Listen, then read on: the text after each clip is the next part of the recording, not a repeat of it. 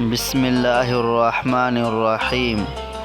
حدیث مبارکہ حضرت صلی اللہ علیہ وسلم سے میں نے نماز قائم کرنے اور زکوٰۃ ادا کرنے اور ہر مسلمان کی خیر خواہی کرنے پر بیعت کی۔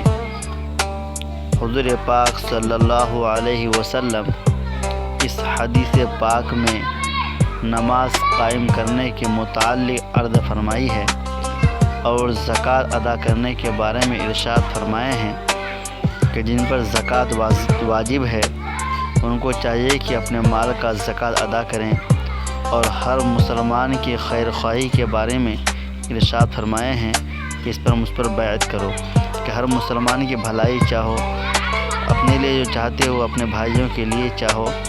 اور اس حدیث کو امام بخاری اپنی کتاب بخاری شریف میں نقل کی ہے تاکہ پوری امت صحیح راستے پر آ جائے۔